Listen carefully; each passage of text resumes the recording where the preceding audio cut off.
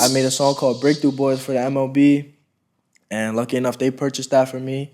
And, that was like a moment where I'm like, all right, I want to do this. Like, which is so fire. How did that happen? What's the process of you second song per se? Yeah. And the MLB buys it. Yeah, it was awesome.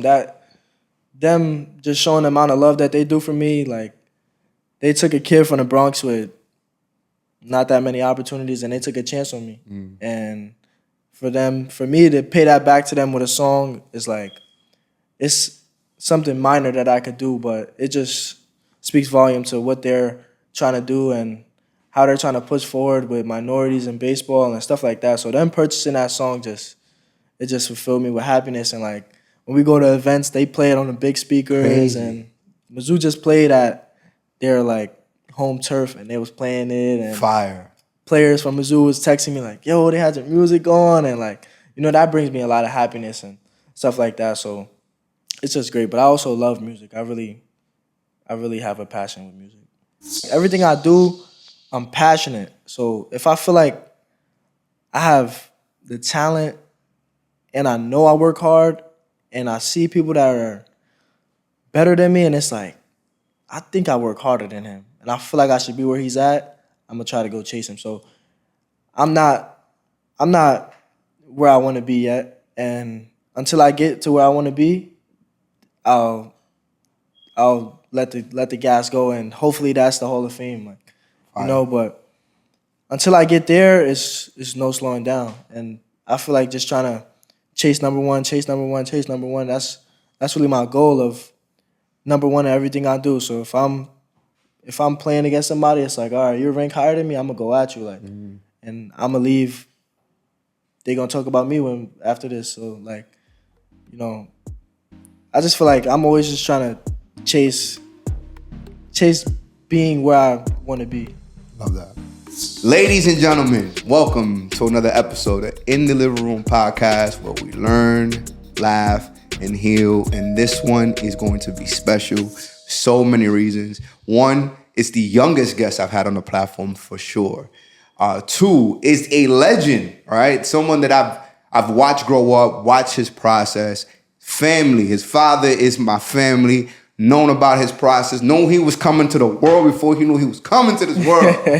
So it's going to be a great conversation. The one and only Kaleb, Traylor in the building. Clap it up for my man K-Trey one time. Yes, sir. Thank you for having me. We're family. So For sure. It's just like we're having a conversation, but thank you for having me. Absolutely, bro. So one, there's so many things that I know about your family that you may not know that I'm aware of. So just seeing the legacy continue on. Me being someone who's been rooting for your success since you started whatever you wanted to do means a lot to me, man, because it's like I've never really watched someone grow up, being cool with somebody and then watching their son grow up to now be the person that you were molded to be. Yeah. It's incredible. So sure. Before we need to know today, by the way, just got accepted to go to D1, play baseball. It's a lot going on. But what do we need to know about your earlier years that made you the man today? My family is everything to me. As you know, me and my family is super close. Like, everything I do goes through my family first. So, RP, my grandmother, 2025, it's her year. So this year is everything for her. But like I said, everything is for my family. My mom and my father aren't together, but we have a strong core. I got 5 siblings, 2 younger brothers, a younger sister, an older sister, and an older brother, and everything I do is for them. Like, I may not be around as much as I want to now that I'm away in school, but, I made a promise to myself that everything I do is for them, and I'm going to make them proud. So, like I said, everything I do is to make my family proud. It's amazing. So give us what you got currently going on right now. What does K-Trey do at the moment?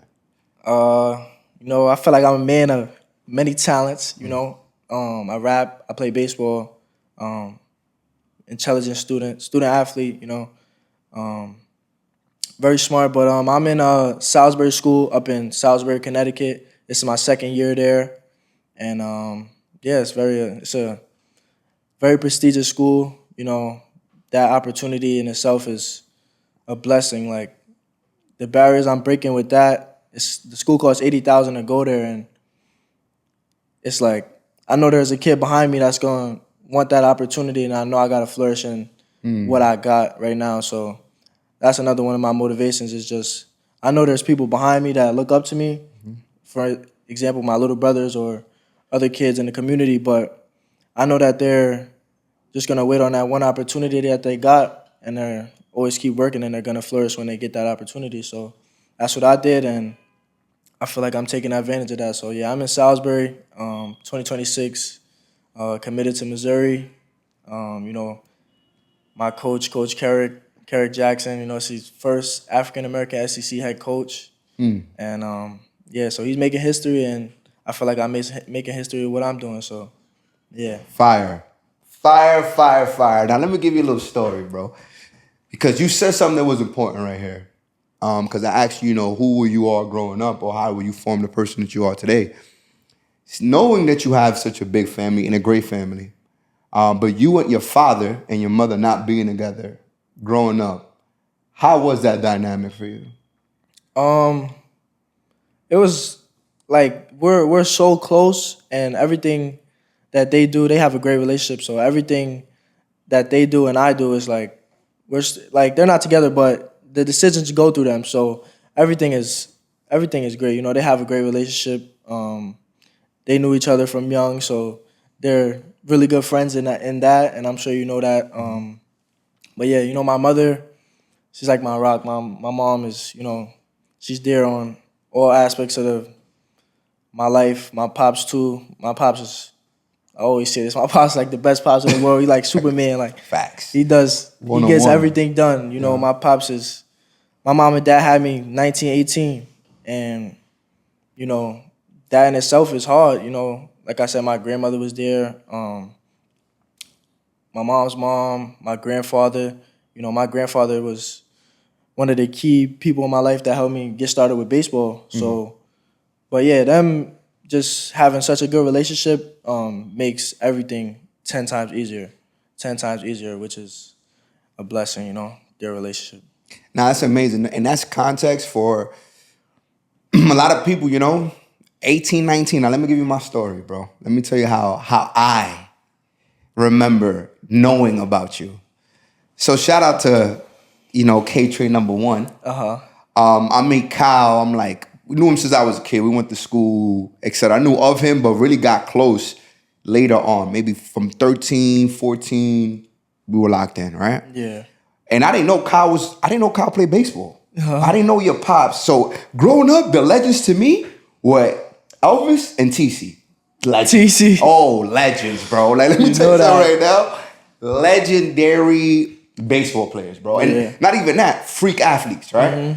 So, to me, it was like, who's Kyle? And your pops coming in, hey, bro, I'm the best, man. That's how I get my confidence up. My pops. You one thing that you were gonna be for sure was a confident baby. Yeah, for sure. Because your father oozes confidence, right?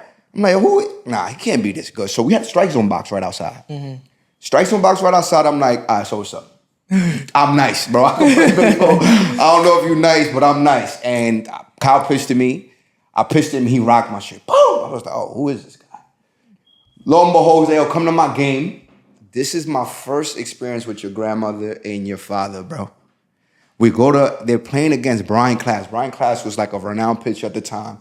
Had a gun on him. Kind of burned his gun out, his arm at this time. But we go to the game. Is in, what high school did your father go to? Mount. Yeah. He goes up to the plate against the legend Brian Class, bro. And he's up there. And I'm sitting next to your grandmother. First pitch, right? Your grandmother yells, Bayou! I'm like, nah. You bum ass! You Bayou! And I'm like, that's your son. That's your son, though. Kyle smiles, bro. I can see it from the plate. Next pitch, Brian Class doing my hanging curveball. As it was coming, bro, your pop said, you stupid mother. He told me this story. And turned on the ball. I was like, who are these people, bro? Nah, he told me that story. Your mom before. is talking to you while you, and then you responding to your mom while you batting? Yeah. Who are y'all? Your grandmother will come pick me up, take me to Mountain Creek without your dad. Like one of those. Yeah. So now I see Kyle plays ball. I'm like, yo, nah, Kyle nice. Your pops gets accepted to Stony Brook. So this is why it's so legendary, right? So D1, he's the only one on this block that went D1. And I'm like, oh, nah, Kyle went D1. Hold on. Yeah. Go to his game right here in Columbia. First at bat, strikes out. And the pitcher wasn't really throwing that much, too. So I was like, all right, whatever. We get him. We get them all. Can't get them all. Strikes out a second time. Look off. And I think he might have hit a little nonsense ground ball. He might have went 0 for 3 that day, bro. The sun was off. I didn't get it. Leaves. I'm in the car waiting for him. As soon as he gets in the car, he's like, it's over, bro. He just told me this story the other day. I'm like, I kid you not. I was there. Tears start coming down his eyes. I'm like, yo, you just struck out, bro. You good. Like, I don't think he's giving himself pressure because he's playing. He wants to be, He's like, nah, it's over, bro. I'm having a kid. And I was like, oh. I said, no, we just got here, King. Like, word? I'm like, you sure? He's like, yeah, bro, it's over. I'm about to go get a job. And I was like, oh, it's over.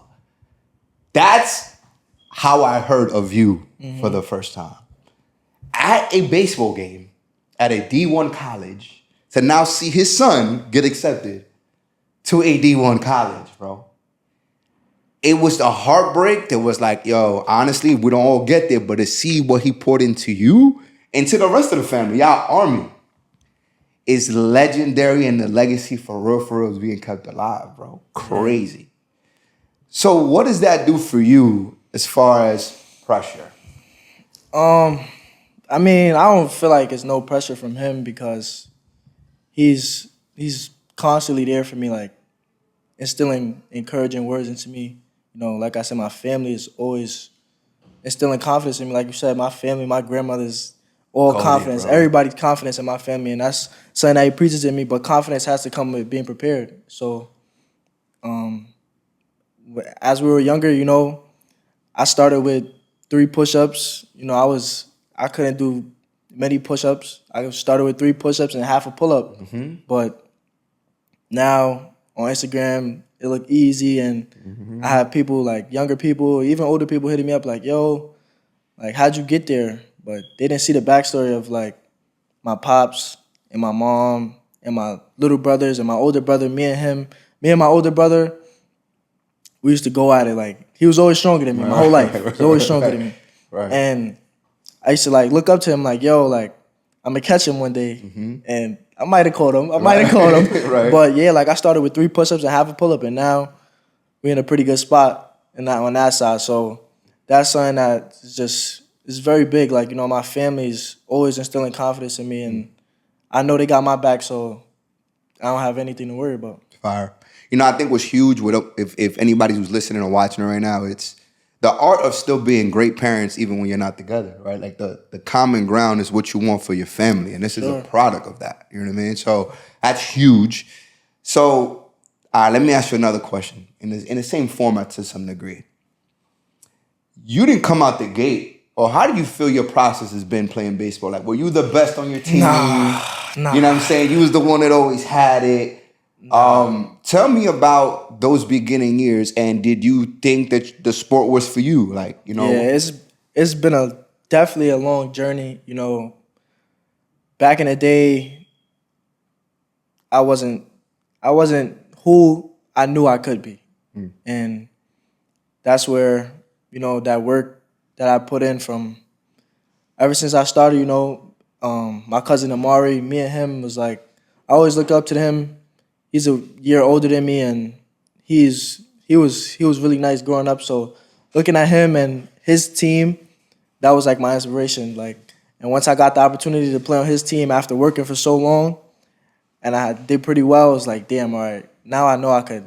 I'm here, and I'm doing good. I know I could be something. So ever since that 13, 14 age, it's like getting offers and you know, being blessed with being able to play for MLB Breakthrough Series. That's my travel team that I play for, and I've been playing with them since I was 15. So ever since that opportunity that I got with playing with them, I had my breakout year when I was 15 on that team. I was playing up 16, 17U, and I hit probably like 400, 450. So that was when I was like, all right, I'm here. Like, I'm here. I know what I could do. And I went to like the biggest tournament or showcase. It's called Area Code, and I was 5 for 8. And I'm like, all right, this is the top. Like, this is my competition. And after that, got some pretty big offers, and I committed to Missouri. So that, just knowing like I belong here now. So before, it was like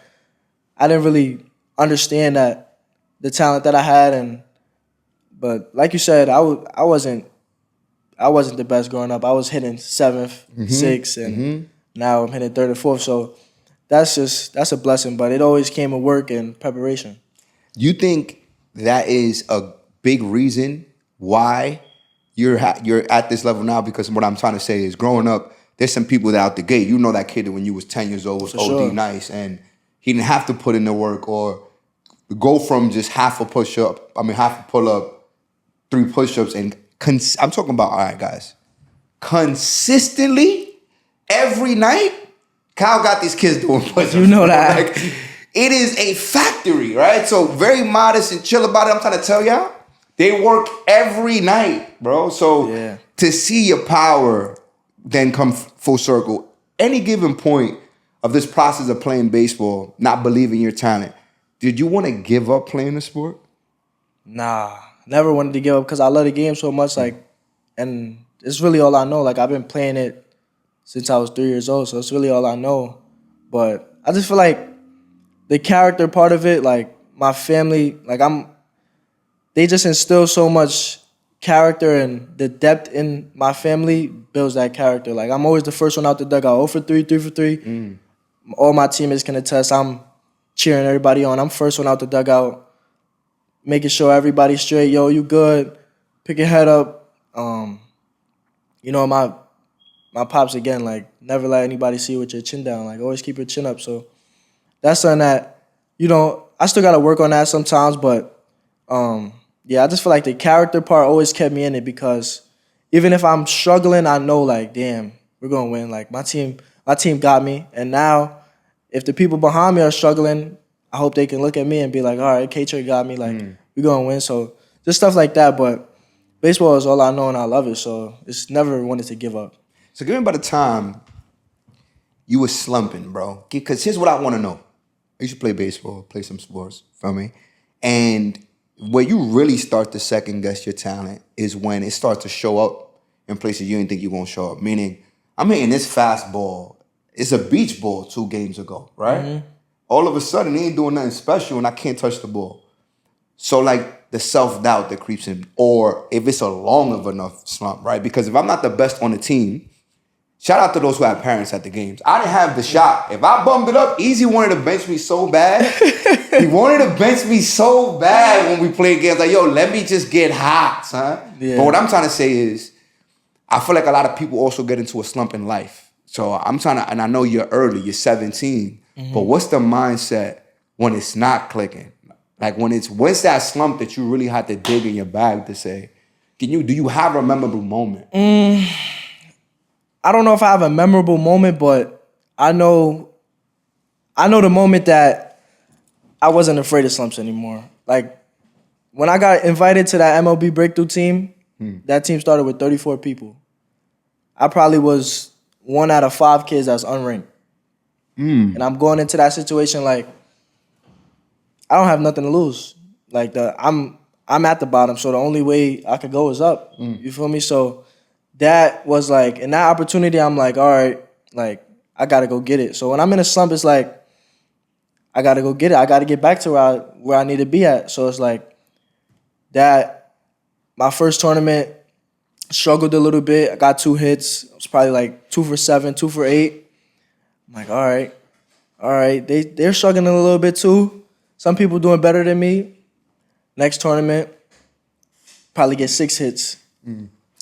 Next tournament, I get 8 hits. I'm like, all right, yeah, now it's time to go. So just that, I know baseball is all mental. It's a slow game. Like, you're gonna be in a slump one day, the next day you might go 4 for 4. You're gonna be in a slump one day, then you might go 1 for 4, 2 for 4, 3 for 4. So it's a slow game, and I know that process. So I just always know, like, if I'm in a slump, I'm gonna get back to where I need to be eventually. So I'm just trust my process, trust my routine, and it's gonna work out. Nah, I respect it. And I want to let you know, there's a lot of parallels to like life when it comes to baseball, Sure, bro. for sure. Definitely. All right, so here's a follow-up question, I guess. When did you surprise you? Like, what home? All right, let me give you a guilty, like, kind of want to live vicariously through you. So me, I've always been mad strong. Always. Home runs in a batting practice, I'm taking them out of here. Making it look easy. In a game, hits the tree, ground rule double. I've never hit a home run in a game. Inside the park, I don't count them. Like bigger parks, I'll put it behind somebody, that's whatever. But like in a game, never. Was there ever a time you felt the results of what you've been doing in the gym? She was at the plate and was like, oh, nah, I'm at a different level now. Because for me, I'll tell you this. At 13 years old, I was putting that ball kind of like, that's when like the strength changed. Yeah. But when did you feel like you had that breakout, like your strength has like really been taken into your game? I feel like I still have more strength to get. But You're getting strong, bro. I've been working. But nah, like I said, when I played with my older cousin's team and I hit a home run, that was like, damn. Now you got to give me the picture. Talk All right, to me. I'm gonna paint it out. Paint the I'm gonna paint picture it for me. out. I think it's like the bottom of the 6th or something, or bottom of the 7th. Nah, it wasn't bottom. So I didn't walk it up. It was bottom of the 6th, I think. I think it was like down 1. There's a runner on first, and I fouled the ball off, and I'm like, all right, I'm on him. And then like the fences was short, so I'm like, all right, I got a shot to put us up 1 right here. And I'm not like, if you know me, like, I don't hit that many home runs. Like, for me, I'm more line drive, but I'm like, all right, let me take a shot right here. And like the ball was coming and I swung and I'm like, damn, I got it. And I'm running and I kind of pimped it at first. Like I thought I got it, and I like walked. And then I flipped the bat and I'm like, oh, it might not go out. And I started running. and I started running. And then it went out. That's fire. And you know, seeing my older cousin there and his teammates, and it was like how happy they were for me. It was like, damn, like, all right, now we here. Nah, We like, that was definitely one of my biggest moments, just being a part of that team and hitting that home run in that big spot. You know, let me pivot real quick and speak about your academics, because you did speak about that when we first got started.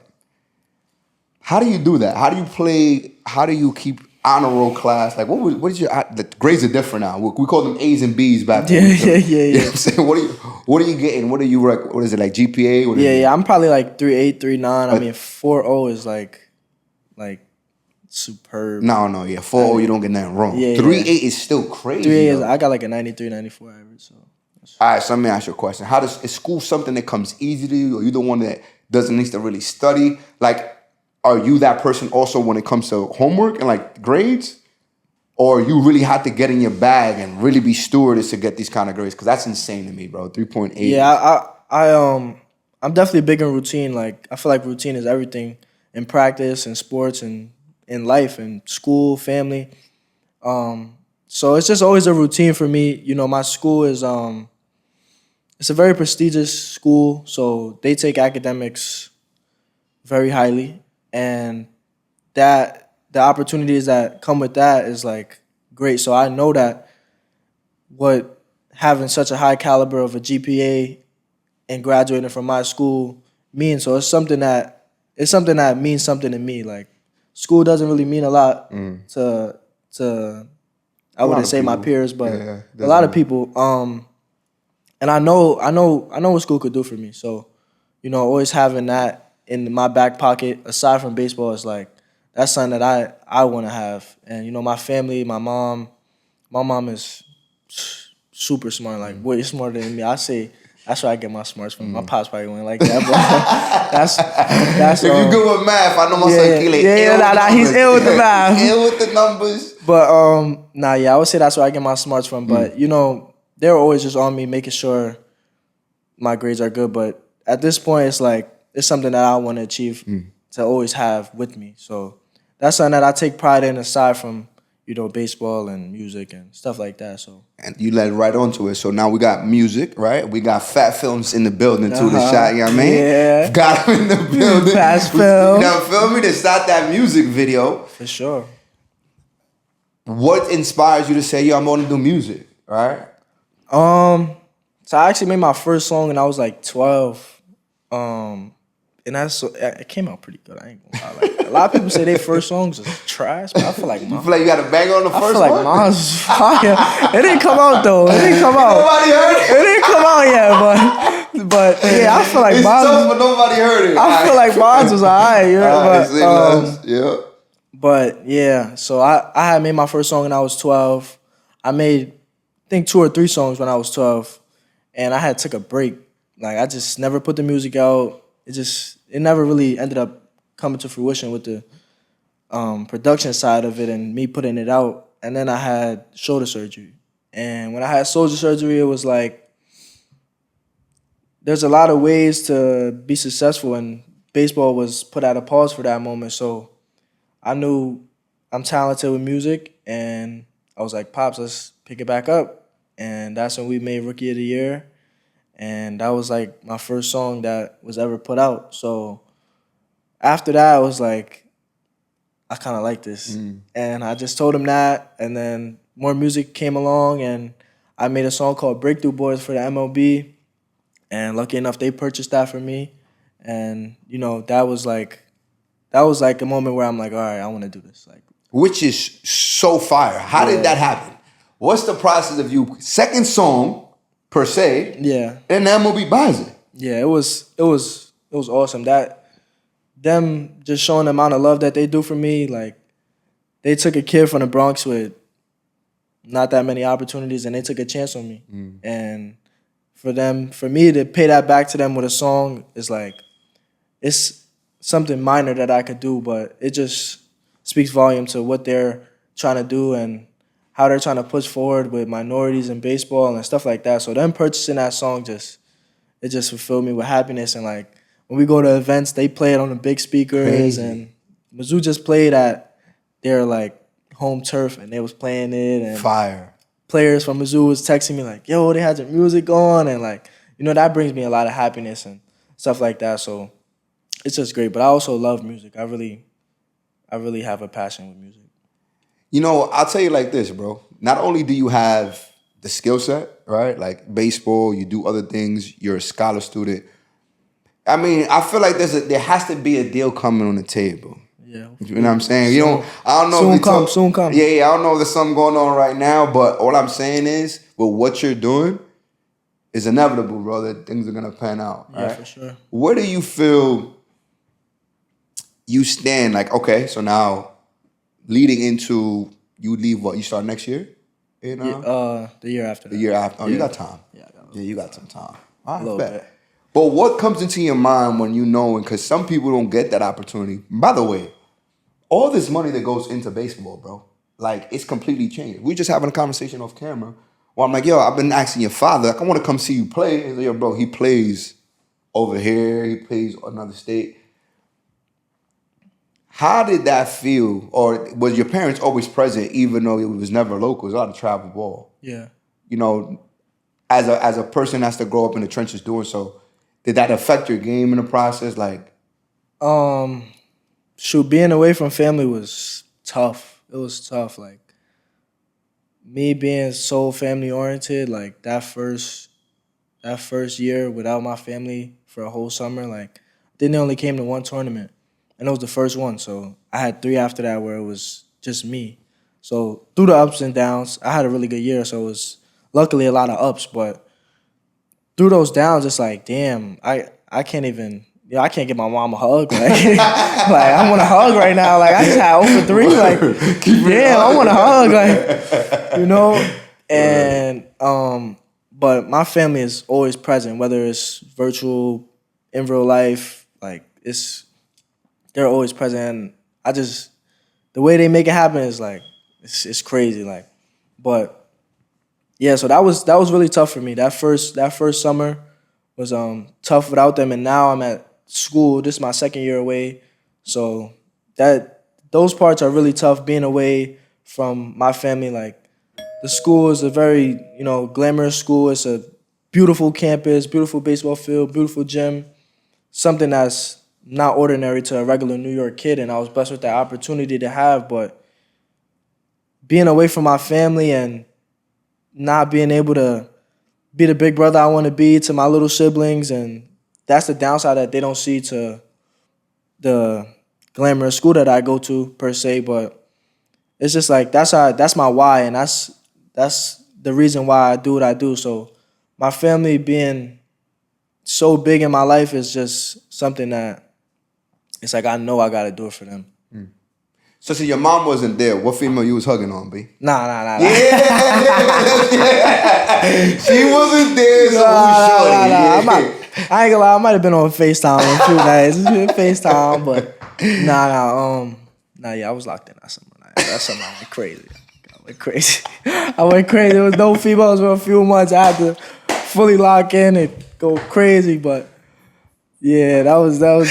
Hey, I'm about to have fun right now. When I got back, maybe I was giving them little hugs.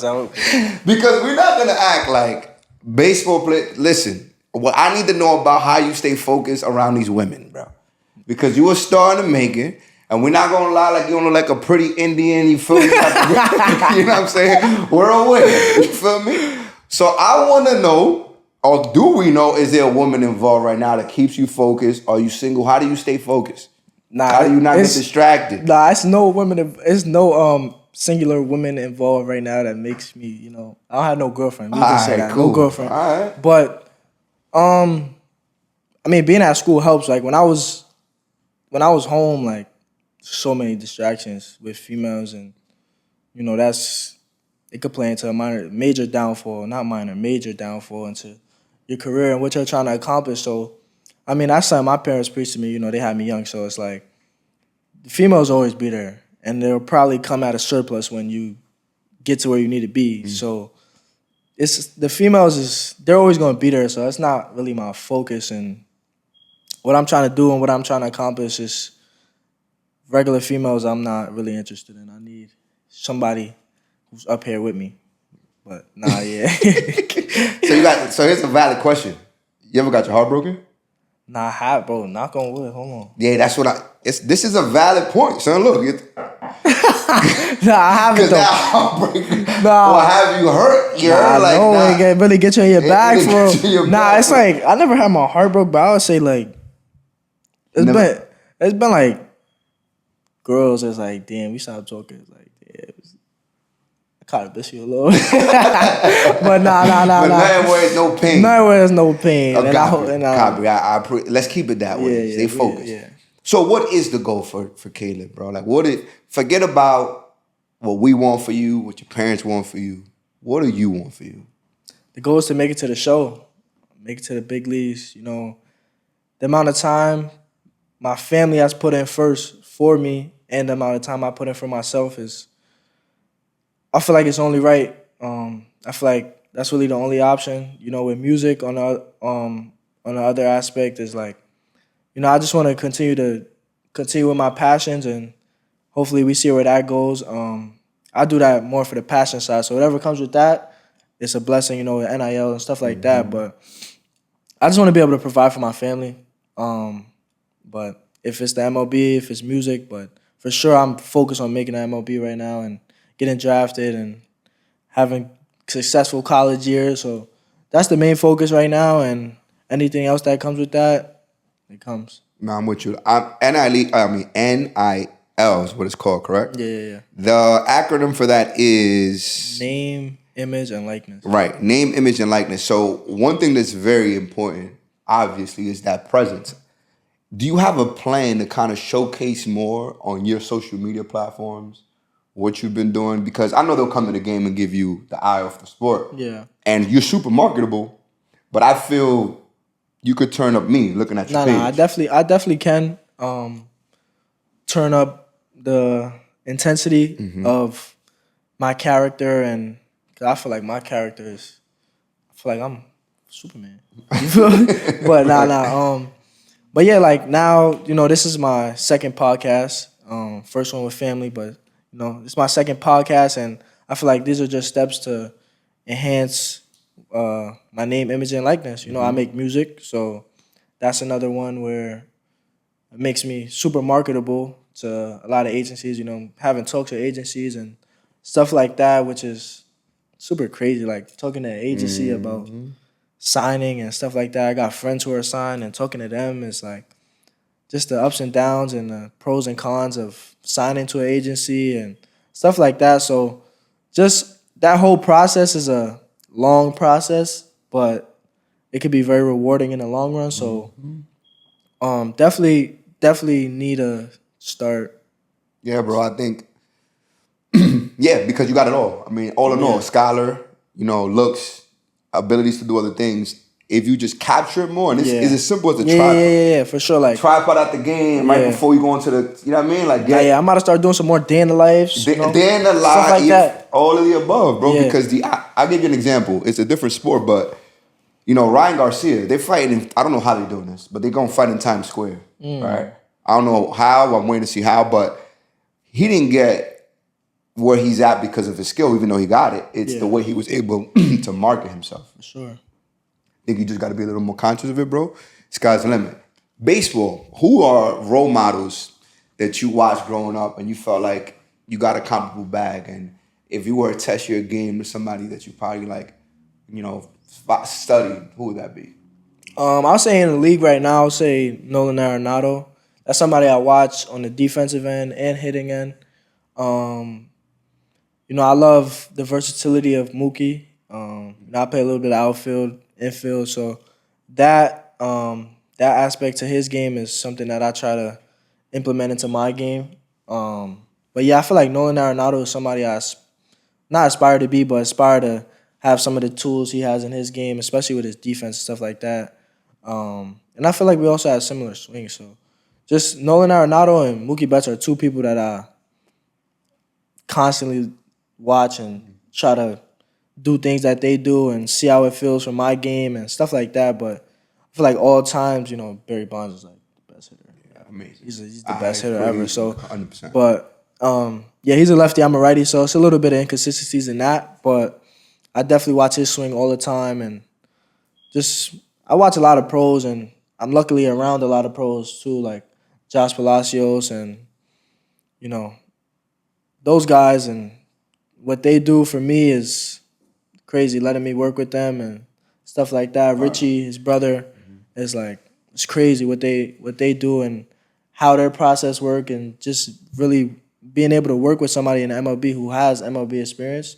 Watching them, I would say, aside from the guys I've never seen, Richie and Josh are people that I watch and got firsthand experience to work with, which is great. So where did basketball? Let me ask you a question, bro. There's a basketball story lingering around here. Nah, there is. There's a basketball story lingering around here, and I need to hear it from the source himself. Nah, yeah. Give me what happened with you wanting to play basketball. I need to know the story, bro. If I didn't play basketball, if I play baseball, I'd definitely play basketball, because basketball is like, it's another one of my passions. Like, if you're from New York, you gotta play basketball. Like, you can't be garbage in basketball. If you're garbage in basketball, you're not gonna be allowed in the park. So it's like that's a fact. That when always growing up and playing basketball, I got a bunch of boys in my family, so we all hoop and stuff like that. And then when I went to Salisbury, got the chance to play for the team. Play with one of the kids on the baseball team. He was like, "Yo, you all right, bro? Like, come play with us." I'm like, "All right, cool." So I played with them. Hold on, take one step back. Do you call dad and say, "Yo, pops"? Oh yeah. Yo, pops, I'm about to play ball. Nah, yeah, he was at first. I can lie. So at first, I asked him to play football. Oh no, we're not playing football. He was like, "Nah, we're not playing football. We not playing football." So I'm like, all right, I'm gonna play basketball. He's like, all right. But this was before the basketball season. So when the basketball season really came up, he's like, damn, you really doing this? I'm like, yeah, I'm doing this. And I didn't play basketball before that, probably since like 6th, 7th grade, And And this is what grade? From 6th grade, 6th, 7th grade to what now? 10th. 10th grade. Yeah. So that's for me quite a while, and I had surgery, so my jump shot was a little off.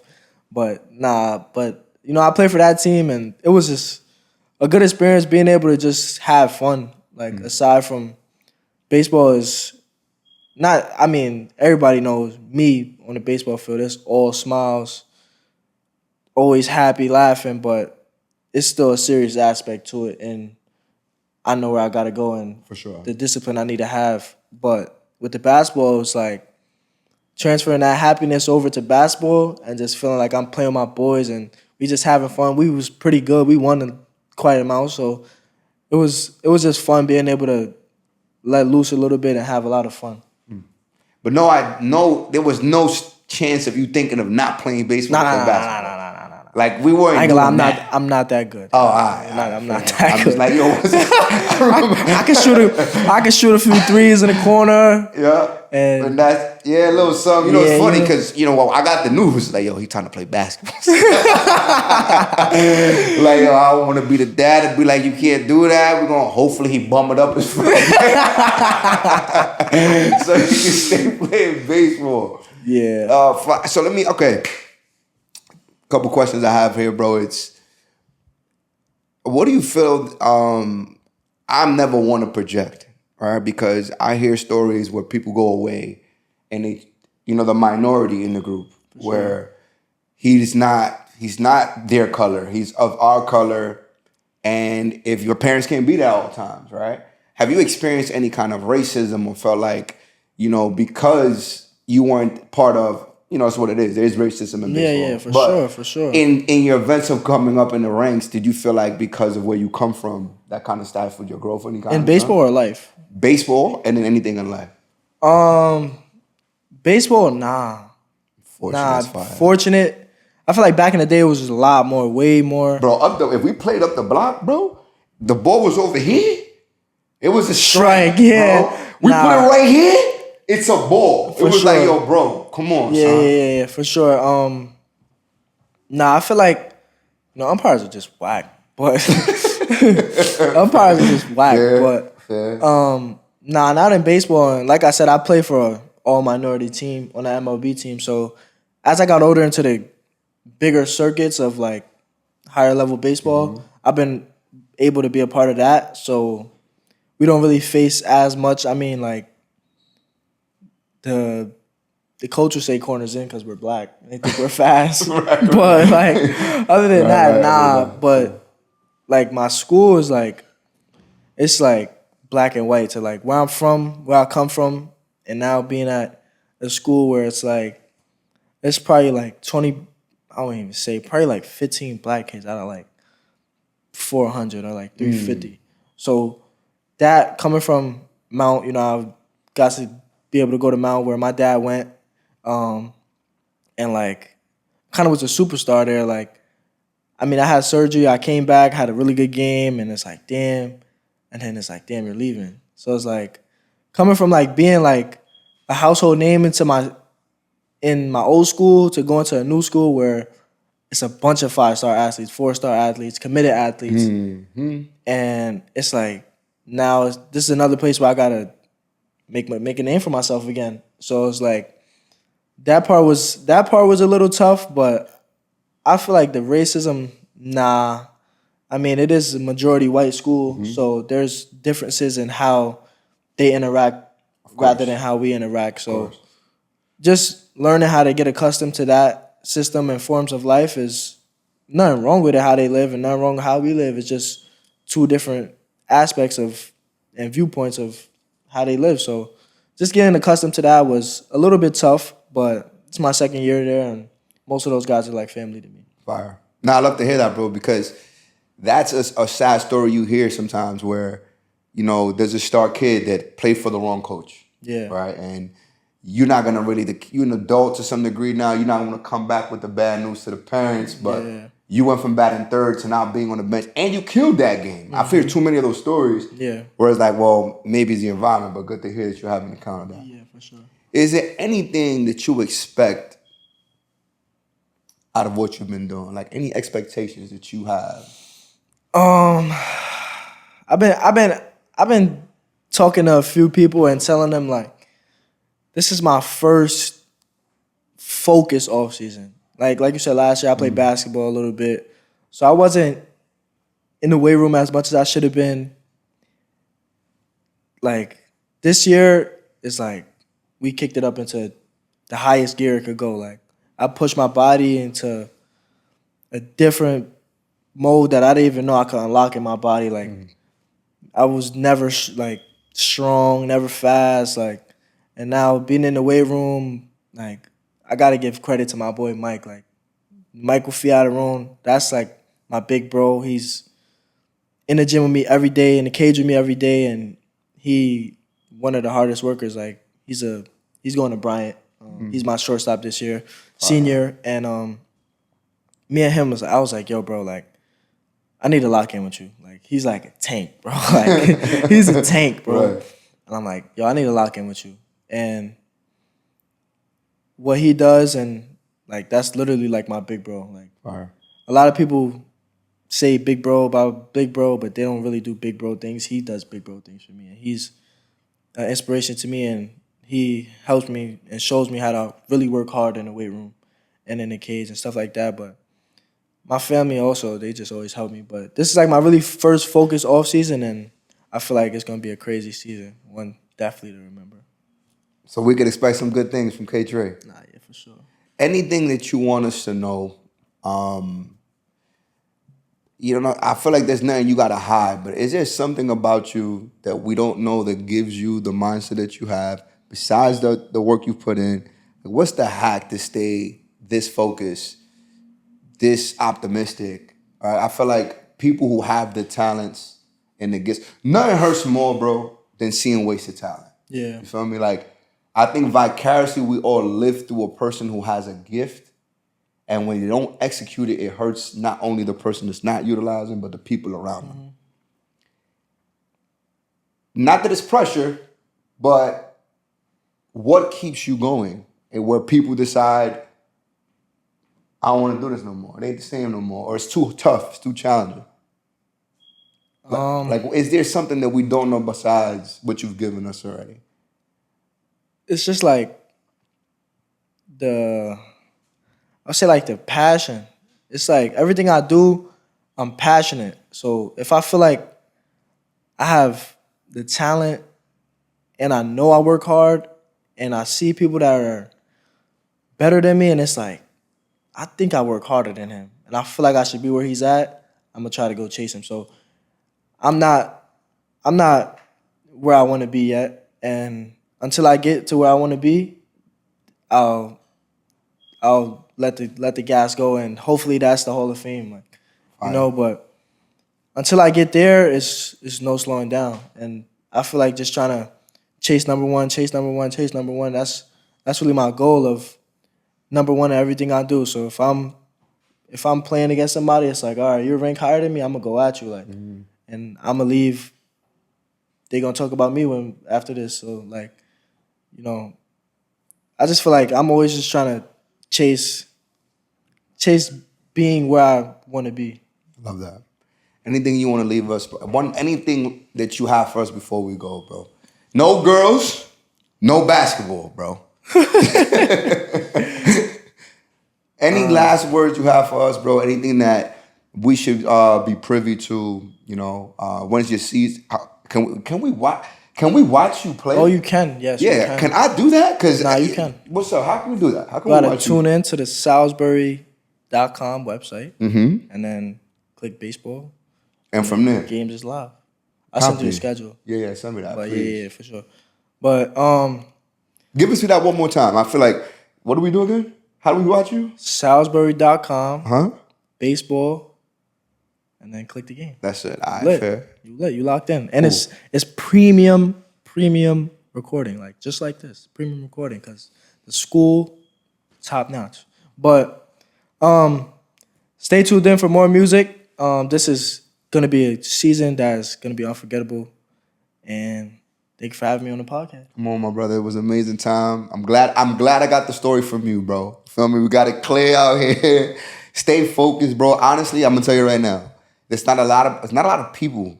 not a lot of people. Forget about men, women. It's like to do what you do at the caliber you do and still have a light to you, bro. Yeah. Keep your light, bro. Regardless of what, keep your light. For sure. I got you. My man. And that is another episode of In the Living Room podcast where we learn, laugh, and heal. My man, K, let's get it. Yes, sir. I had to clear that up, bro.